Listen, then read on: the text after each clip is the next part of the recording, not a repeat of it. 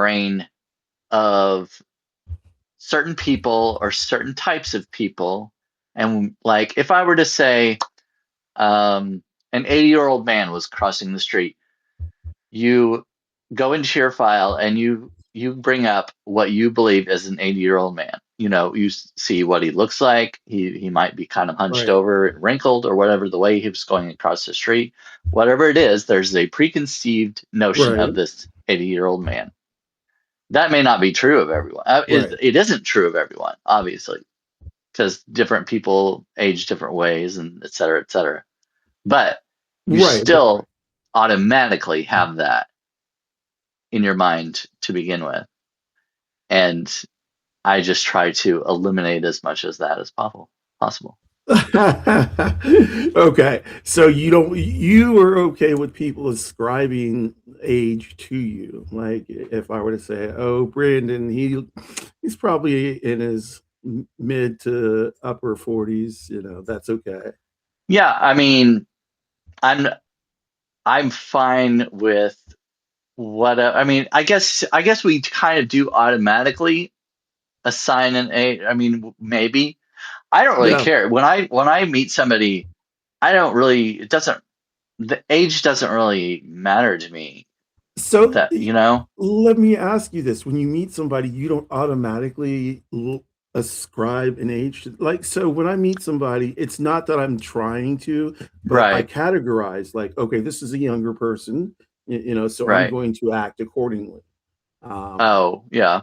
well, Well, I guess it just depends, and it's kind of difficult for me to um, predict somebody's age. I'm okay, not very okay, good at that. Like, especially, well, kids probably I could probably guess, like, if there were if a 5-year-old or 9-year-old or 15, whatever, those developmental right, ages are a lot easier.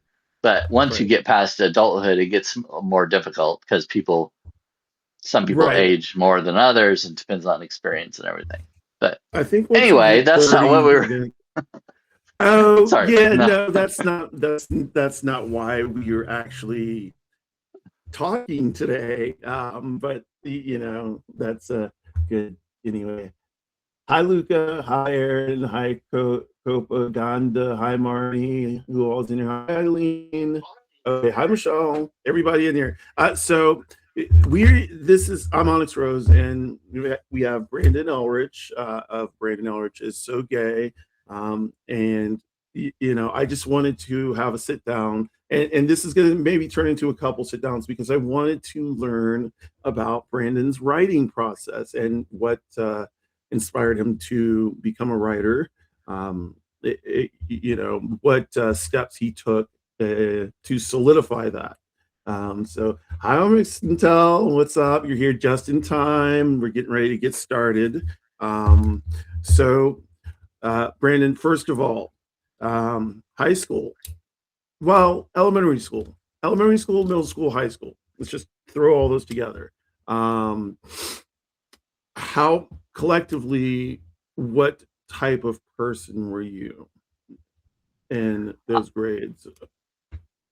I have always been a shy kid, even back first day of kindergarten. I I didn't just go up and make friends or anything easily. I was always just kind of an introvert, and well, still I am an introvert, but I was just much more shy back then, especially. And I didn't feel like I fit in with any certain group or anything. I didn't like necessarily most of the things that other boys liked that my age, and Right. I did tend to have uh, female friends when I was young. Yeah. Um, So, and obviously why, I mean, later I realized, that was there were signs early, but at that age right. you just don't know anything. But Right. yeah, I was more of a very shy kid. Didn't make a lot of friends easily. So, did you go to a school that had a larger population, or was it small? No, it was very small, very rural, Okay. very small. And was it And like K through 12th where you knew everybody, went to school with everybody, or? I at the time, oh, it changed over the years, but at the time, I think it was like it started off K through sixth grade or something like, or maybe even no, I don't remember. It might have been K through eight, and then they built the junior high, that was seventh and eighth grade. But um, Okay. but yeah, it was, and yeah, we knew. I mean, like I knew all my classmates and everything. It was a very small school, very small class. Okay. So, in that small class, did you feel stuck? I don't really know if it's hard to think back that early.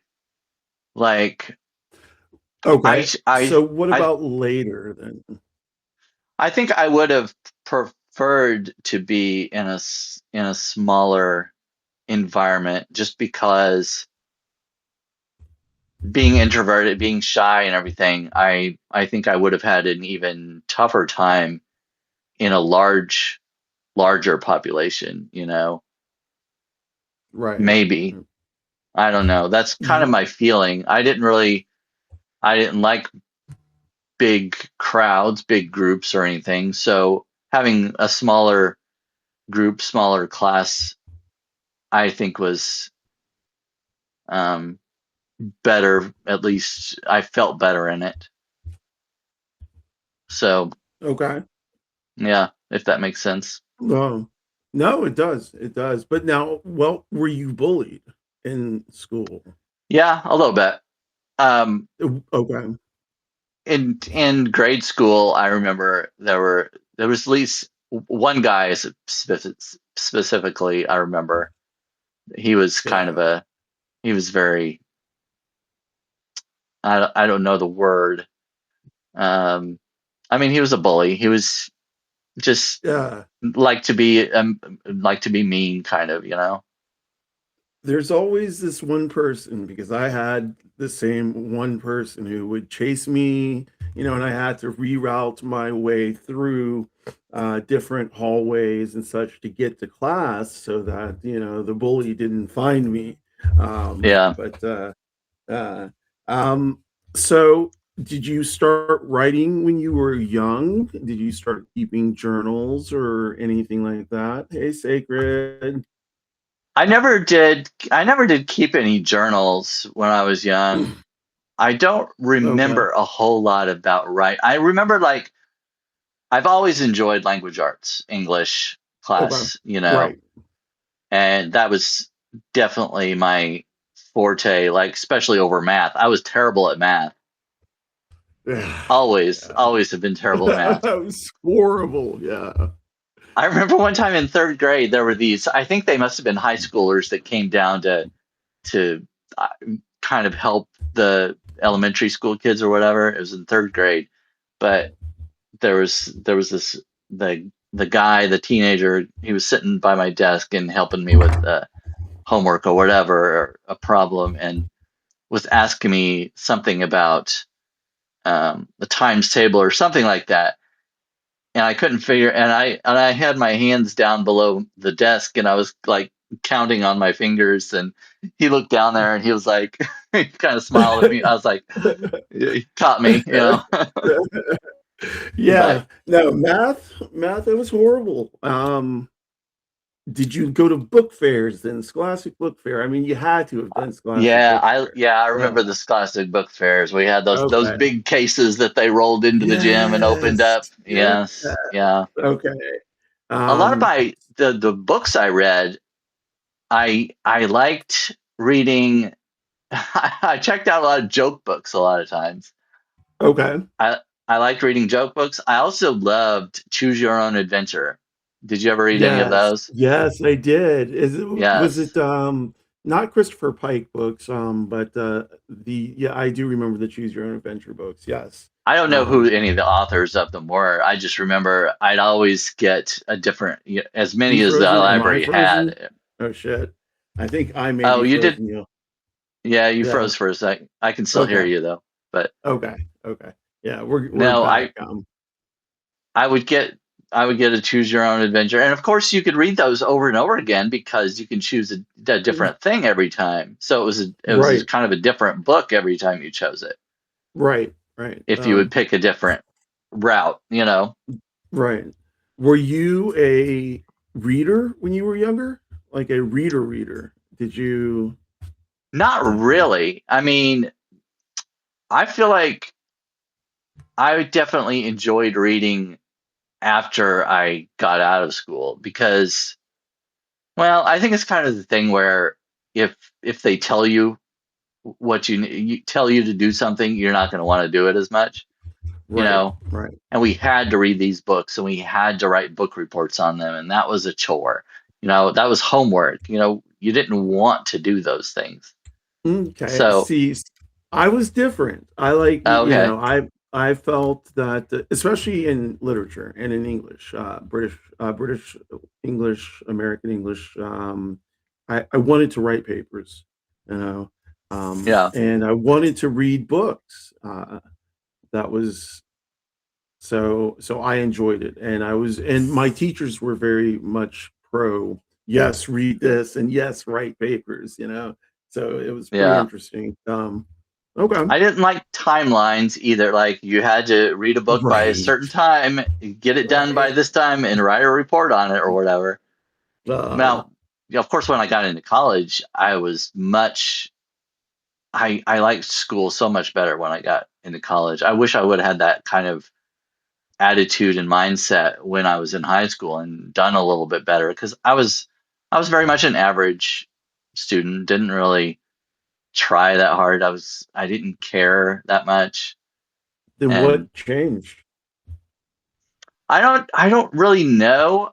It's I think it was partly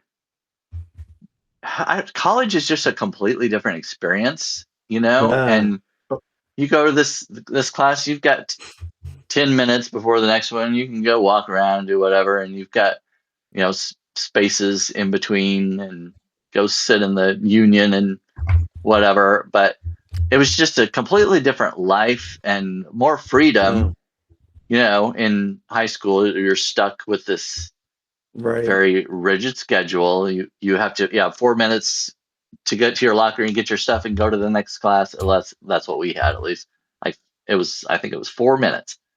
right. And anyway, it was just I don't know. It was just a completely different thing. And in college, also a lot of time. Well, you have your gen eds that you have to get out of the way, but Right. there are a lot of the Right. classes that you choose yourself. You go into a major that you want to learn in.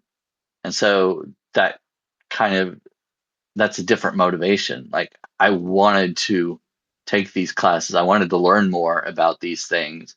And that's What where was I your wanted to major? read more. I started off as a major in music, but Okay. Okay. I switched around. I switched to English. I was an English major for a while. I switched back to music. Then I switched to psychology.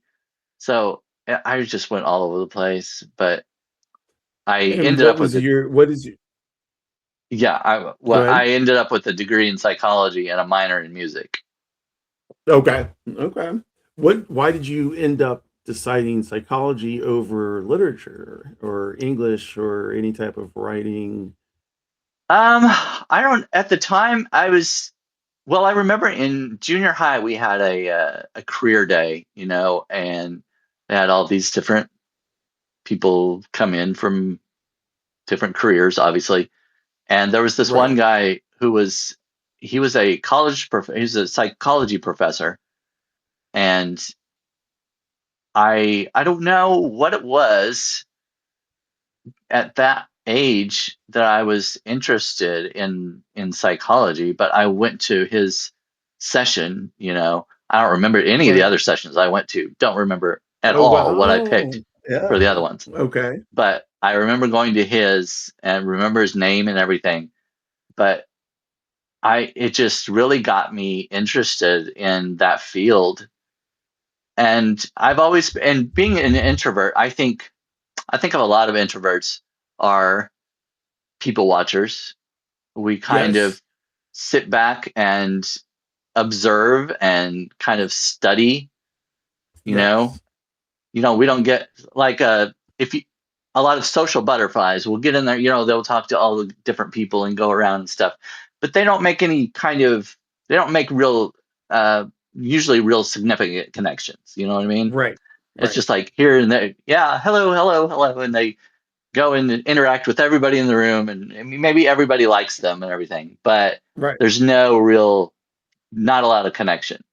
Right. But someone like me, I sit back and I look and I kind of study everybody. I was like, okay, first of all, is that somebody I even want to interact with? I kind Right. of wait, I'm like, so I like that study and analyze psychoanalyzing kind of. So I think that was kind of in my personality. Let me ask you, if does this have anything to do with being queer as well?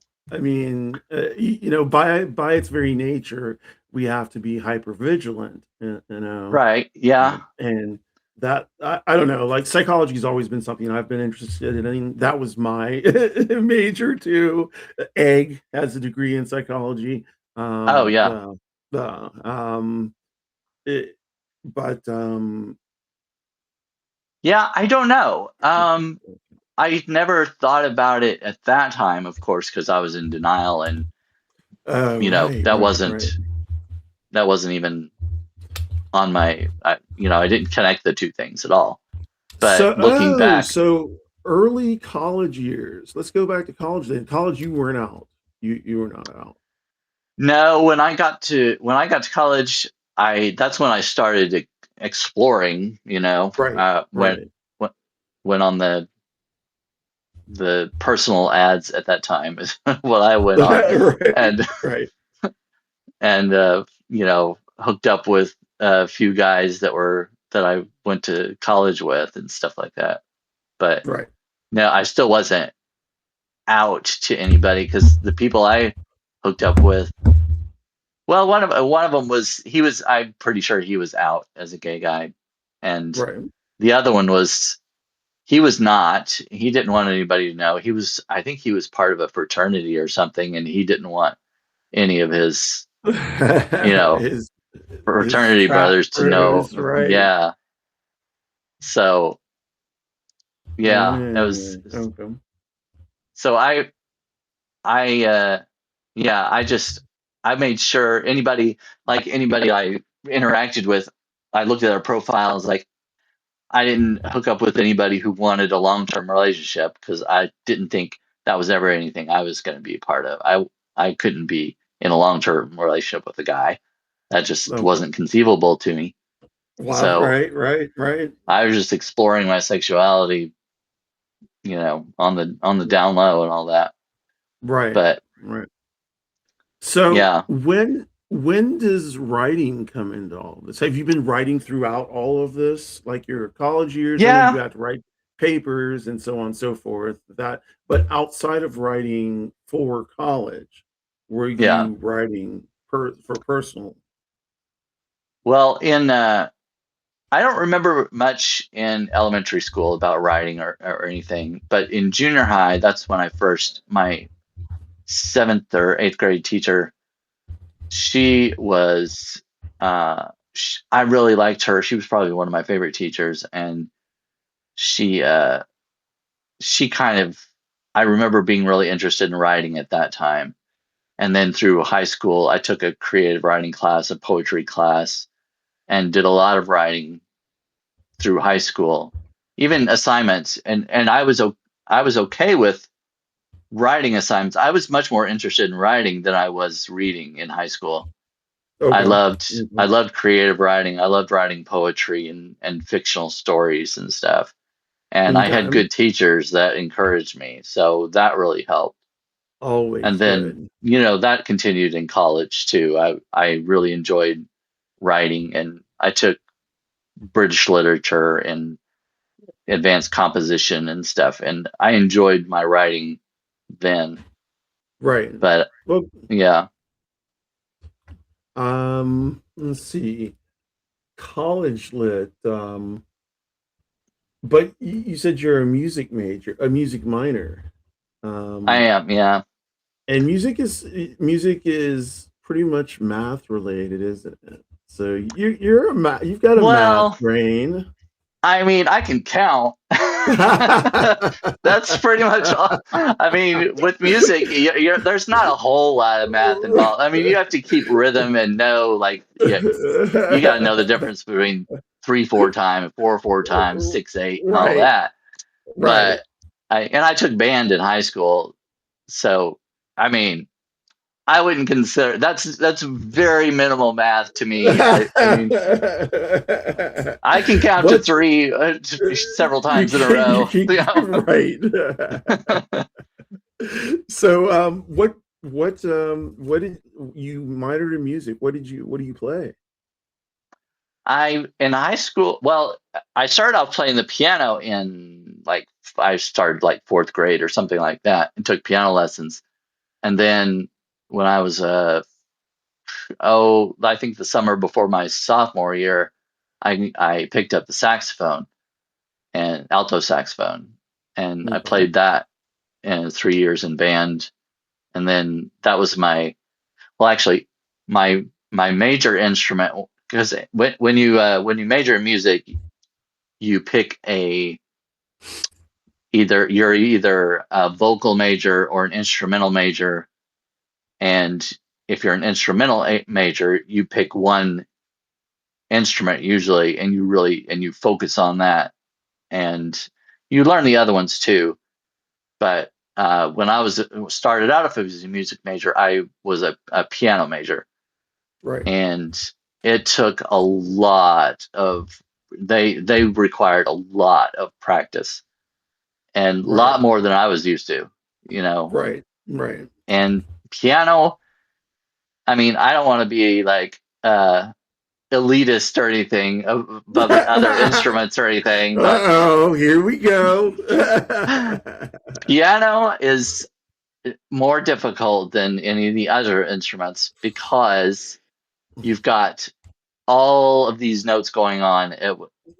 Saxophone, it's always one note at a time.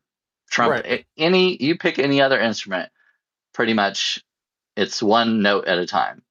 Cello. Cello sometimes two, sometimes you'll do two, but Right. not, Um, that's the you most. yeah, you may be right. Yeah. So organ Um, and keyboard, I'll organ, say, yeah, I mean organ keyboard, obviously, organ, but any of the keys type things. right, any of the keyboard instrument, Right. piano and organ mainly. But So I could piano. be doing like, like six, 7 notes at a time sometimes, and different chords, and there's a lot. So Right. anyway, It's just a lot going on.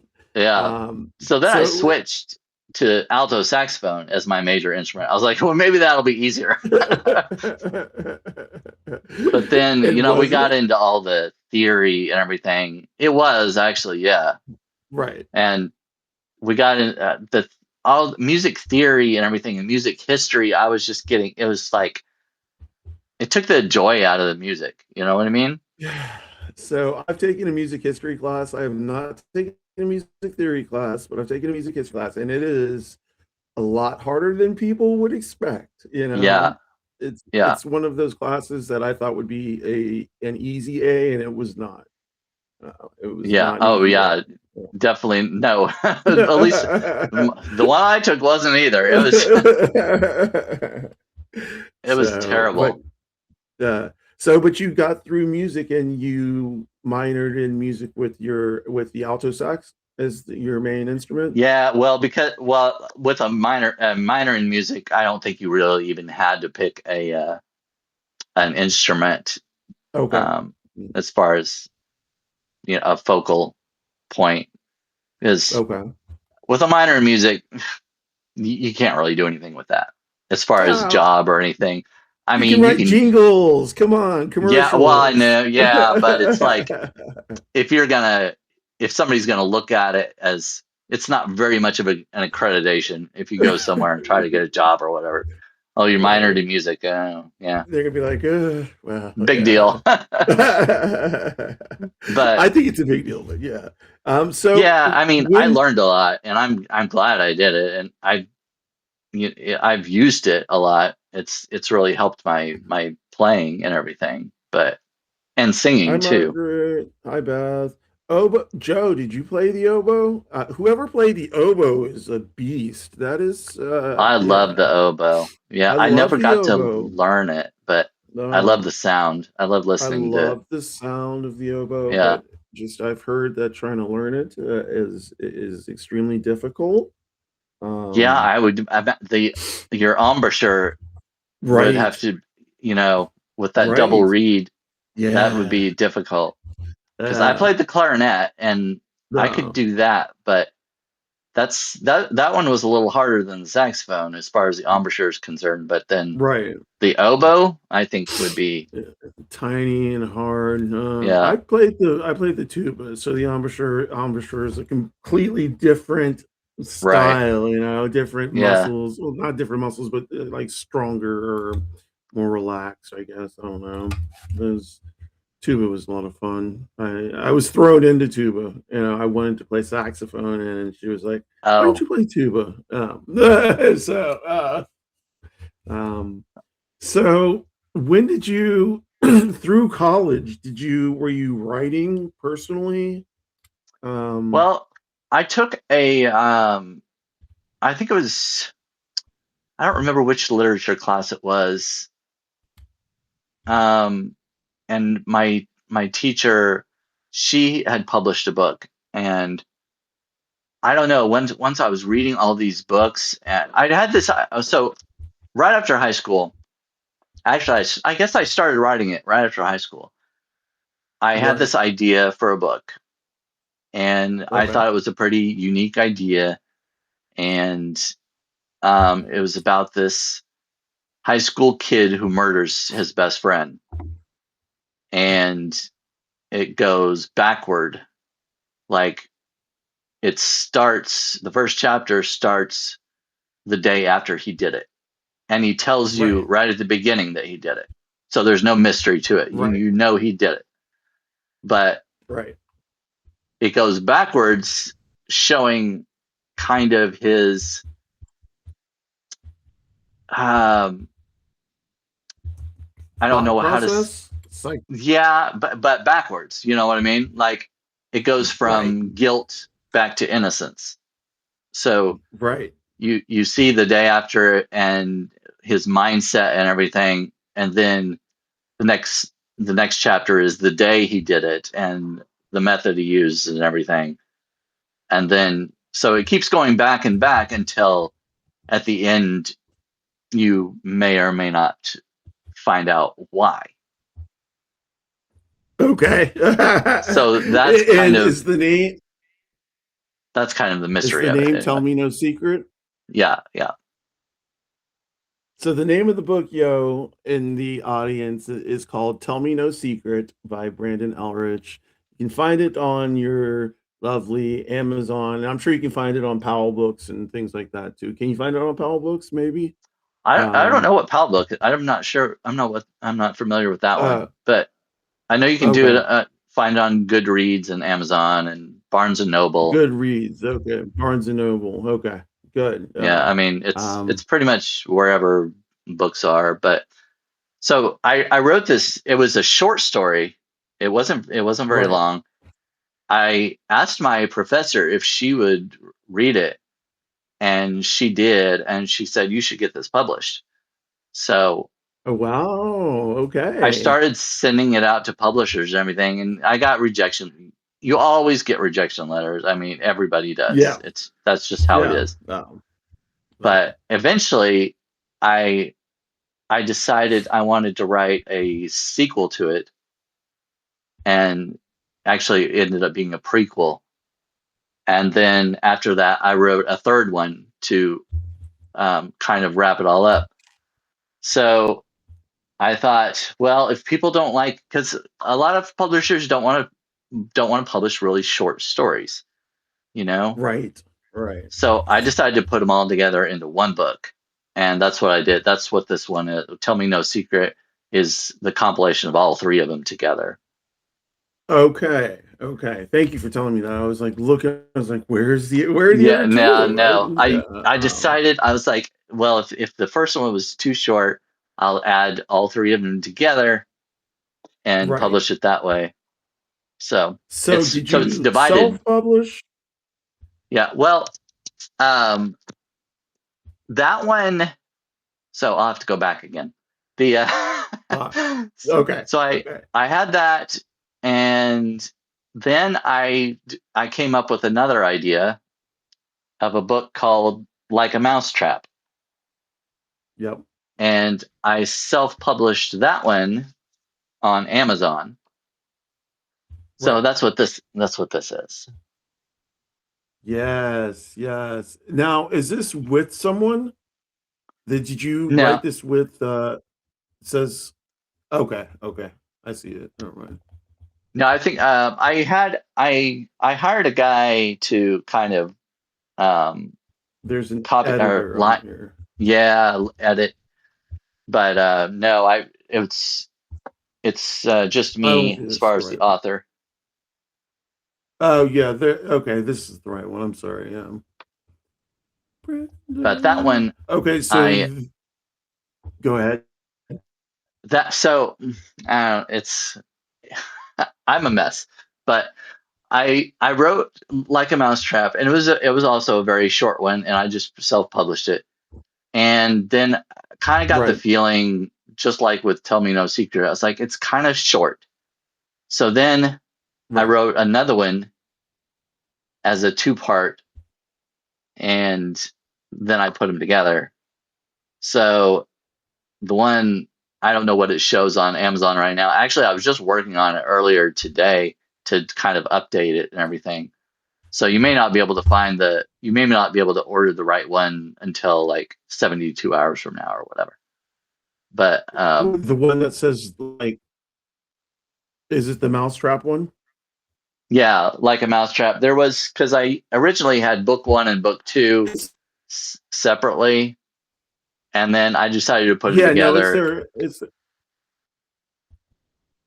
yeah, it's actually there. It's solid. Oh, okay. You can order you yeah, you can order the whole thing. The yeah, 7.99 like a mousetrap. Yeah. No one should have to be trapped in a place they don't want to be. Yeah. Very cool. So So what's the process? Do you have a process about writing? Let's get into your daily writing then. So you did how did you graduate and are you still writing poems creatively at this point or are you yeah, doing other things? I started a blog in 2020. I started a Yep. WordPress blog, and Okay. I created a website. Kind of basically I created the website because I thought I probably, before I really promote my book and everything, I should build up an audience. And so Good idea. Yeah. created a website. I started writing a blog, I was building up audience, everything. I thought, well, if I build up this audience and then promote my book, my audience will buy my book, and blah blah. I would have all these great ideas. Didn't work that way. You know, I was, it's you know, but I don't regret any of it it's because it, you never oh, go ahead. go ahead. No, go ahead. I'm sorry. Go ahead. Oh, no, that's all right. I, I really enjoyed it. Because the stuff I was writing on my blog was just poems and short stories and whatnot. And I got involved. I met kind of a community of writers on there. I was part of a kind of a poetry prompt writing group, and we would promote each other's stuff. We would like each other's to read each other's stuff, and everybody people would like kind of a contest almost, where you would submit a poem and they would pick the winner, and that person got to choose the prompt for the next week, and et cetera, et cetera. Okay. But I gained a pretty good audience on there, but I couldn't. I wasn't monetizing anything. I wasn't making anything on Right. it, and that's what I Right. wanted to do. I wanted to make money on what I wanted to earn a living by doing what I love. I loved writing, Oh, well, and I couldn't do that through my books yet. So I uh, I I heard about Medium. right. Somebody from WordPress, I think, has told me about Medium. So I signed up for that, and I gained the amount of the subscribers I needed at first, because at that time you had to get like 100 subscribers to start earning money or something like that. And so I worked on Oh, that, and anyway, and I started writing on there. I started writing on there about the same time. Me and Robin Wilding started writing on there around the same time. I got to know her not too long after I started on there. And right. anyway, I was writing in a whole bunch of different publications, poetry and cat publication and short Right. Right. stories. And I, the Mouthy Renegade Writer, do you know who he is on here? Yeah, He I had, don't. I know of him by that name. Yeah. yeah, he's on Medium. He had a publication there, and early on when he had started it, I got in on his publication and started writing on his. And of course, Oh, he just blew up. He was wow. got huge, Um. mainly because of Trump. I mean, he just started writing about uh, making fun of uh, Trump and MAGA and everything, and everybody really okay. gravitated toward that. But anyway, That's just. he's I wish I could do that. I just. It's not something I can do. I know, not me neither. Yeah, Uh, he just um yeah. Anyway, no. Um, anyway, so I wrote on Medium for a while.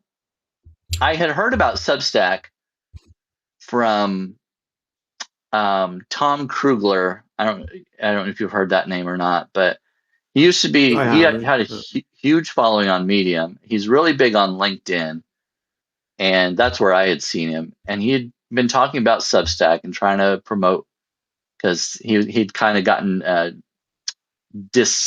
what's that word, disin disenfranchised with Medium, This. and Right.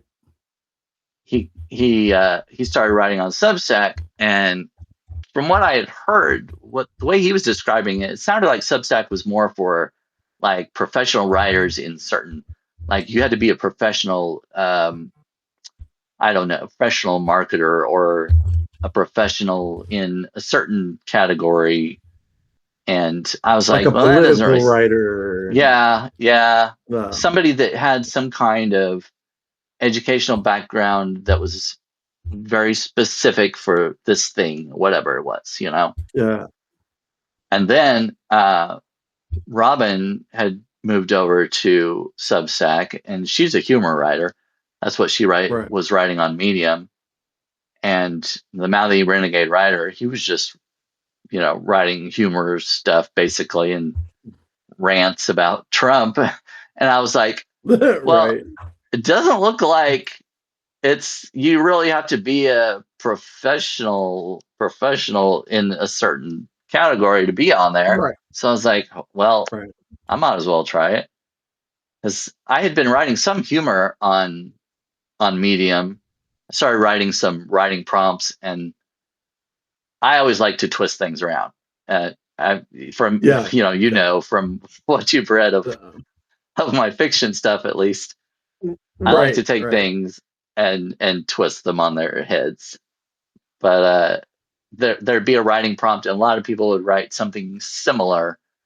But even if it was like a serious prompt, I would make it funny and make it satirical, just completely Right.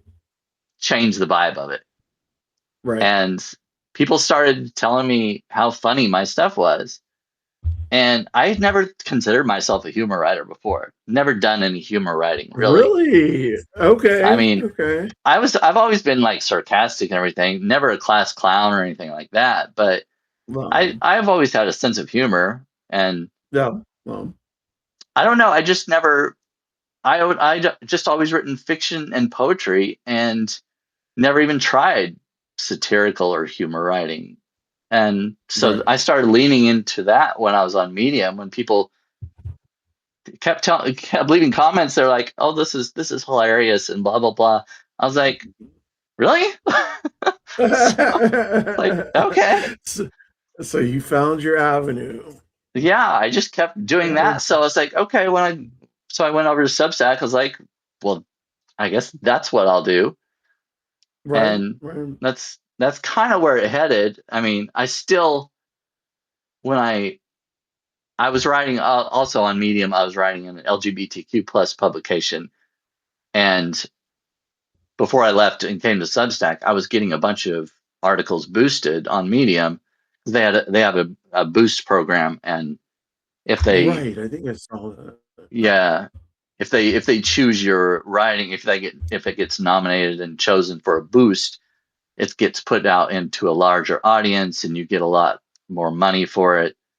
And Ah, so usually I would only make, I don't know, up to not more than like $50 a month on Medium for my articles and stuff. But right.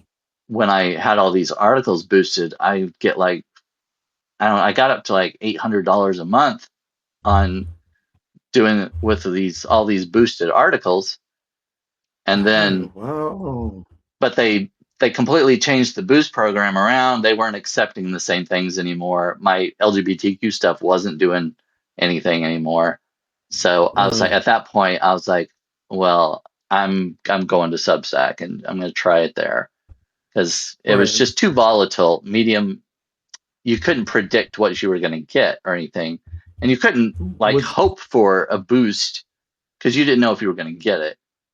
And I right. thought, Right. if I could go to Substack and get paid subscribers, that would be like more um, consistent. I would know what I Right. was getting if I had somebody that Right. was, if I had these subscribers every month or yearly or whatever, then that's more sustainable than relying on, A just up in the boost. air. It's like, Yeah. yeah, am I Right. going to get this or what am I going to make this month? I have no idea.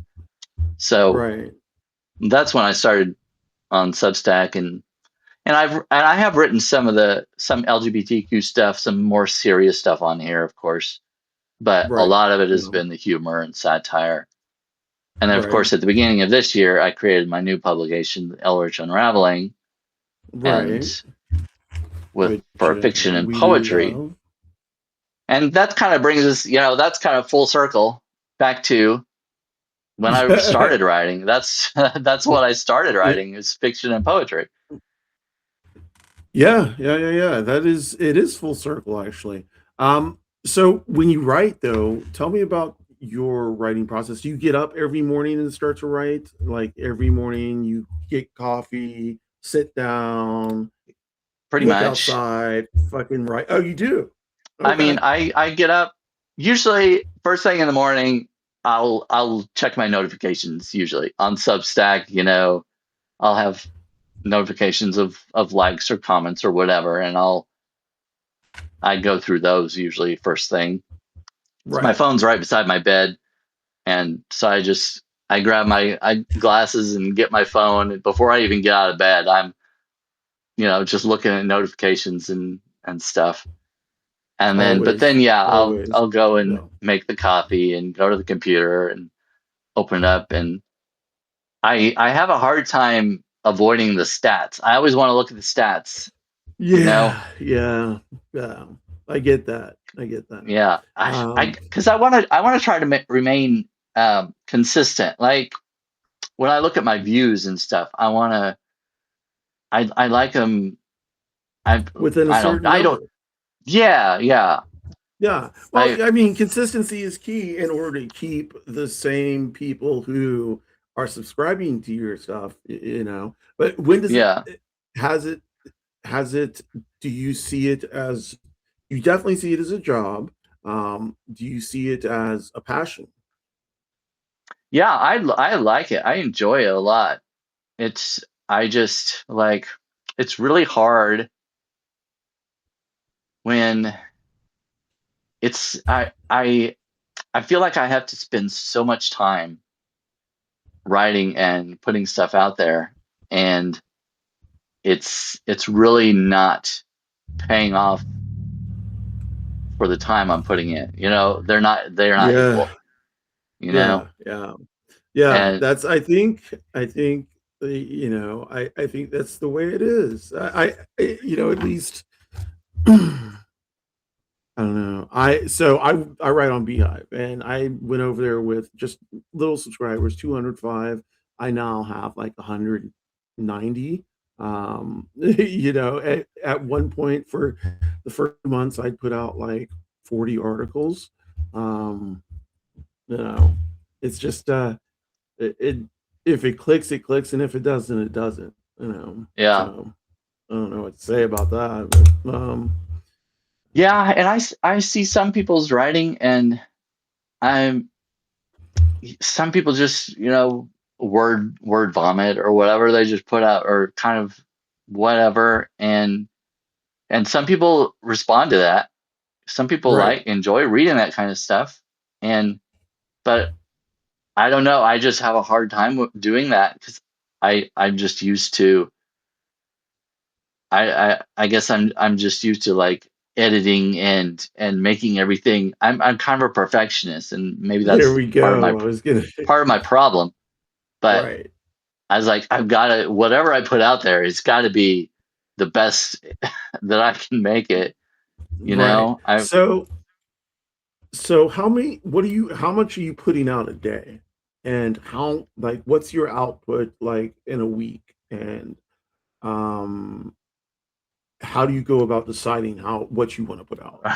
Like, well, right now, well, for the past year, it's been a year and a half, I guess, because I started in, well, the end of 2024, but I really started in January of 2025, getting into Substack regularly. And for that entire time, I've done 2 articles per week okay. on my main publication, and an audio podcast on the weekends. Okay. And then, like, halfway through the year, I started doing live videos and started doing baking videos. And I've still kept up with the 2 articles per week and the audio podcast. And then in January, I started the Whew. new publication, and I put out a poem and a short story every week. So I've got something coming Whew. out every day of the week, Monday through Friday. So Okay. Monday, Okay. Monday and Wednesday, I got an article in Brandon Ellrich is So Gay, and an audio podcast Friday.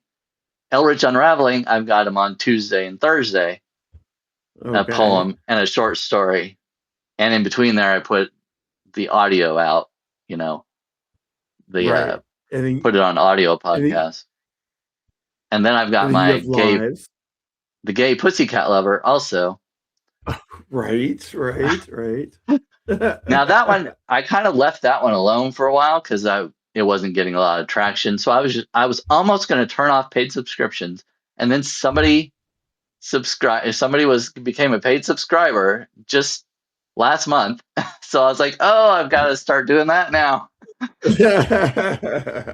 So, well, I don't know if did you see my DIY cat scratcher thing? I I did not see that yet. Oh, No. well, that's Mm-mm. it, I mean, it's no No. big deal, but it just came out No. today. And No. so, but with that one, the paid subscriber it was like one of the lower levels, so they're only paying like whatever it is, $20 a year or something like that. Or Right.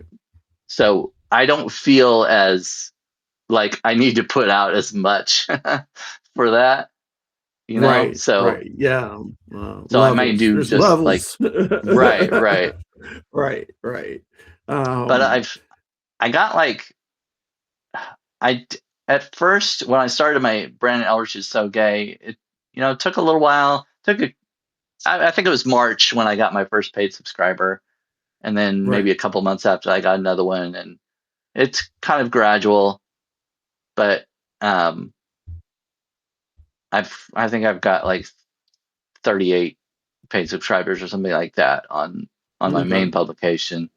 And then when I Right, started my fiction and poetry, I pretty quickly gained a few subscribers in that one. right, right. And I was really happy with that because I wasn't sure how it was going to do. It's like, I'm going to put this stuff out there. And because I had written, oh, there was another thing I've written. So I wrote all of this collection of short stories and poems, and I was going to publish it as a collection. But Okay. with my experience with self-publishing and everything, I was like, it's Yeah, really yeah, difficult. So I was yeah. like, I'm going to put it on Substack instead, and I'll put it behind a paywall and try to get paid subscribers for it. So that's what I did. So I got a few, and so that was really encouraging. But Oh, okay. yeah, it's Interesting. it's kind of lagged for the past month. I haven't gotten any paid subscribers. Um, I don't think I got any in May, but uh, so then what is there a hustle that you're gonna have to do? Like, do you feel like you're gonna have to reorganize something or go back to the drawing board, or are you gonna continue to be consistent, or how? well, I don't know. I was actually talking. I mentioned to somebody just the other day. I was like, I'm thinking about some kind of rebrand for my main publication because I just don't feel like I'm gaining as much as at least compare. But we always compare ourselves to other people. I know, but Yeah. like I look at people in the same category, like in the humor category, and I see people doing a lot better than me. I was like, well, what is it? Is it because maybe the gay in the name is like turning some people off? Is that like, do they think it's all about being gay or anything or something like that? It's like, oh, that's not my type of humor. I don't know I because don't not know. everything some of the stuff I put out is just funny stuff. I put in an article called "What This Cow Is Probably Thinking," and it's just just a list of of statements that this I took a picture of a cow out in the pasture, and I just wrote a bunch of stuff that if he could talk or he could think like a human, just things Just he's probably thinking right now. But and that one did really wow. well. It really didn't See, even take that you much never effort. you I never know know. which ones are gonna do well. I know. Um, It's crazy. God, you do stick to so is it like a 40-hour job you would consider, then 40-hour a week job, or do you do work like 5 hours a day and then come back to it at night, or is it Um, fairly routine and structured? I wouldn't say it's very structured. No. Okay, okay. It's partly it's inspiration, There we because go. Oh, you can't really it's hard to force inspiration, and if right, something right, comes to me, then I've got to write it down or make a note about it or something. But right. I also have to do work outside of Substack because this is not sustaining me. I mean, it may sound comparatively like I saw this one person who posted a note about they've been on Substack for 5 years or whatever it is, and they got their first paid subscriber or something like that. Oh, And wow. and I'm Okay. like, oh well, I Oh, mean, if I'm gonna compare myself, I mean, I wouldn't have lasted that long. I wouldn't right. even No, no, I wouldn't have stayed no, on here because I no. couldn't. Yeah, But no. That's anyway, even with like even if I had like 50 or more paid subscribers, you look at like that's only like $6 a month or whatever, and or if they use discounts, that's less than that. That's Right. not even that's like a little over $2,000 a year. You know, that's not a No. that's not something No. you can live on, No. you know. Not at all. Not at all. So No. Not at I all. do freelance writing outside of Substack when I can, when there are projects available. I've working like for freelancing for like 3 different companies, and but there's not always, sometimes it's first come first serve, sometimes they just don't have any projects going on, so you gotta pick those when you can too, and work that into what I'm doing on Substack. So it's I did I read something. AI trainer. What is that oh yeah, about? that's part of my freelance working. Like I applied for a job that was it said content writer, but when I Okay. Oh, okay. when I actually got into it, it's like, well, there's not a whole lot of writing involved. I mean, there was like writing prompts because Right. some of it is like audio training. Like I would Okay. for Well, the for AI, I would like they would give me a script and I would say it, and I'd have to play like dogs barking in the background, and I would have to stand so far away, and the AI would have to try to listen to what I was saying and pick it up.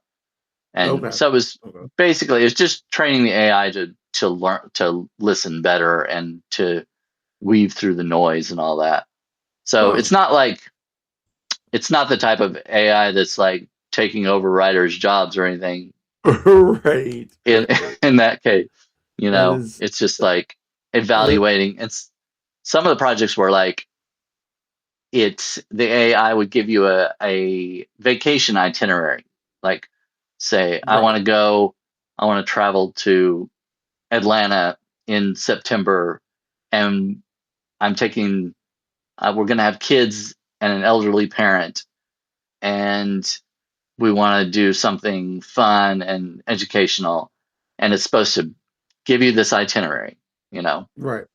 I'd have to judge it. I'd have to look at this stuff and be like, okay, is this place open at this time? Is this Oh, appropriate really? for Okay. yeah. Okay. So and a lot of sometimes it did not get it right. It would Right. Well, it would send a class of fourth graders to a bar, and it would be like yeah, AI, yes, yeah. AI wins Sometimes it again. got it very wrong,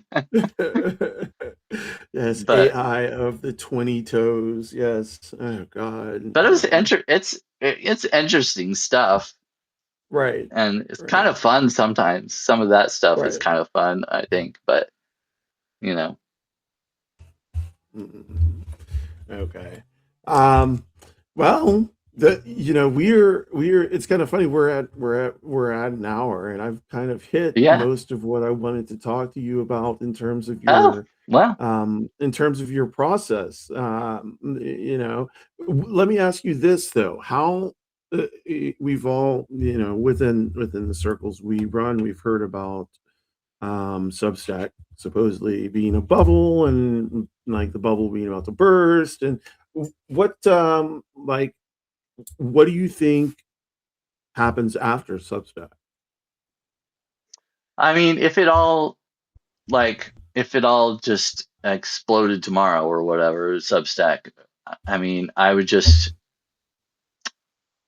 probably, I mean, I looked at Beehive. I've considered that, there's, there's the aspect of the ads and everything, which I don't like the idea of, Yeah, but um, I mean, it's, it's a, it's another opportunity to write. it And is. It there are really is. places like Vocal, um, but I think I would really miss like the audio podcast and the video podcast. I think so. Yeah, But where yeah. else? I mean, I'm not gonna try it on YouTube because it takes No, so no. long to build up an audience, and it's all the No. vitriol that's on there. It's just Yeah, ridiculous. YouTube is So horrible. It really is. I really don't know I what I would go back to content writing, like looking for jobs, not AI, but actual right, content writing. I would probably look right. for some of those freelance writing jobs because Uh, now that I work from home, uh, I think it would be really difficult to go back to an office or I somewhere. Like yes, I I know. I've been I doing this know. for several years now, and I really enjoy being able to stay home, and especially like during winter when it's the icy roads and Right. stuff, don't have to deal with any of that. And Right. We don't have that down here, thankfully, but well, yeah, yeah, understood. The heat, the just going into any office, the last time I worked, I actually had to I worked retail, so I had to go, facing customers and but before that, I worked from home, and I was thinking that I would never work, in front of customers again. I did have yeah, to, being trans, that it's something that happens. I'm hoping that I can get something from home, because I cannot work in front of people again. I just can't. It's demoralizing having to drive in to work every day. I think they should make a lot. I know they can't make everything.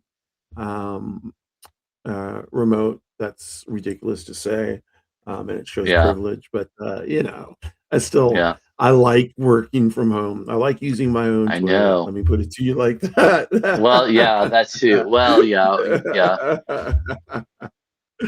yeah. But um, I don't want to go to a job that I'm dreading either. Like right, you, right. the last job I had, I was looking at the clock all the time and just waiting for it to be before I can get out, and then dreading going back the next day. I don't want to do that. And That's I do yeah, love doing what I'm doing, but it's also not sustaining me at the moment. right. I've got to do something different. Uh, uh, Got to change something to make it better. Right, right. Understood. There has to be another way. Another way. My bestie wrote a book as well, and we marketed it hard as and I was thinking with all of this marketing, it's gonna catch, and it did Yeah, not catch at all. it It's is just so difficult. it is so difficult. But my old therapist, was sitting in a cafe with her book, and somebody walked by and looked at the cover, sat down, started talking to her, took the book, read it, and now they're making a movie about it. Oh, You just never know. It's you like know, it's it's crazy. it's kind of funny because sometimes if I used to go and like write at a coffee shop every once in a while, and I would always bring my book with me and put it on the Yes, table you next sh- to me, just yeah, yeah, you definitely for should. something like that reason, like somebody maybe Right. coming by and saying, "Hey, what's that?" Right. Well, I just Right. happened to. But yeah, so it will be like this was during like right before the pandemic. So the pandemic kind of stopped everything. I don't know if she I'm not her therapist, I'm not her client anymore. So Yeah. I don't know. But the book is called Cray Cray. If you ever Oh, want to okay. look it up. Yeah. Um, Interesting. Yeah, but okay. Well, Brandon, do you want to plug some things? I think it's probably time to give it a close. Um, at the moment, I don't know what's going on for me. I mean, I've got some as I already explained, I've got something coming out pretty much every day, and Right, right, I often do a Mad Libs every Sunday night. right, right. Mad Libs every Sunday night. What do you got something coming up with Sturge on Monday, Tuesday? I don't know. I haven't talked to, he's been like kind of out As of it it for the last couple weeks, so right, I I haven't talked to him lately, so I don't know for sure, but right, I know right. I've got a live coming up with Ginger Cook. I think we're gonna do Okay, it on the 15th, which will be the week after this Monday. okay. I'm planning on going to KC Pride Fest tomorrow, and Awesome. I'll go live while I'm there at some point. Um, Yeah. so you can, if you want to tune in and watch me there, you can. But other than that, check out both my publications. Well, all three of them, I guess. But I'm more promoting the fiction one and my main one. Right. Right. I hope you I Um, hope I hope you see the mini pony unicorn at the KC Pride Fest. Yeah, I there the was a last year there was a mini little pony. I don't know if it was at KC or not, but it was one of the Pride Fest parades. I took a video of it. But okay. anyway, I Well, assume we that's will what she's talking about. have yourself a grand old Pride tomorrow, Pride Fest in KC. How is it? Is it a couple hours away from you, or like so? Athens is an hour 45 minutes from us, and we'll be Yeah, heading it's a that way. little over an hour for me, Okay, okay. but yeah, it starts That'll be tonight. But fun. I'm gonna wait till tomorrow to go. When you go, do you stay the whole day, or Um, I don't know. I don't really have a plan. yeah? I'll go and see how I feel. Um, Okay.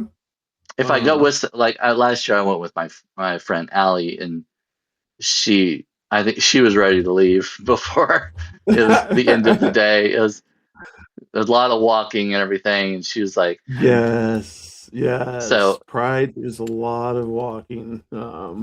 But I think I'm gonna be by myself tomorrow, so I can do whatever I want. Coolio. Okay, yeah, we are going to Athens Pride, and we will probably be going live as well, to see what kind of good trouble we can get into. Hopefully, there won't be any, um, cuckoos there, any clan or anything like that. Could happen. But Yeah, anyway, yeah. Eileen was saying to last year it was raining. Yeah, I was watching the parade in the rain last year, but Oh, it rained tomorrow last year. morning, yeah, it should be good. It's gonna be hot tomorrow in Georgia. It's gonna be in the upper 80s, maybe, yeah. So upper 80s, but humid. So it'll be like a soup kitchen. All right. Yeah. Well, we are gonna go and close this right now. Thank you so much, Brandon, for coming on. Well, I thank you. I appreciate appreciate it. it. Wanted to know about your I wanted to know about your writing process for a while now. First of all, I don't, and the reason why I wanted to know about Brandon's writing process, and Brandon hasn't said anything about this, but it's because he did get into Emerson, and if you know anything about colleges and schools, Emerson is a fucking huge deal, and so you should fucking put that everywhere. Yes, I got into Emerson. well, yeah, that's part of. I mean, I appreciate you doing this because I'm not good at marketing myself. I don't like to like. It's hard for me to just like. I feel like it's bragging or boasting or whatever, but I know sometimes you have to do that if you want to put yourself out there. But anyway, I Yeah, appreciate you inviting well, me on and doing it. you're welcome. That the Emerson thing is huge. You should really, put that on your shirt. um, okay, y'all. This is how I close everything. No trash, no transphobia, no racism, no ableism, no sexism, no homophobia, no xenophobia, no Islamophobia, land back, reparations, no borders, fuck Trump, and fuck ICE. All right, y'all. Thank you so much. Have a good night. Thanks.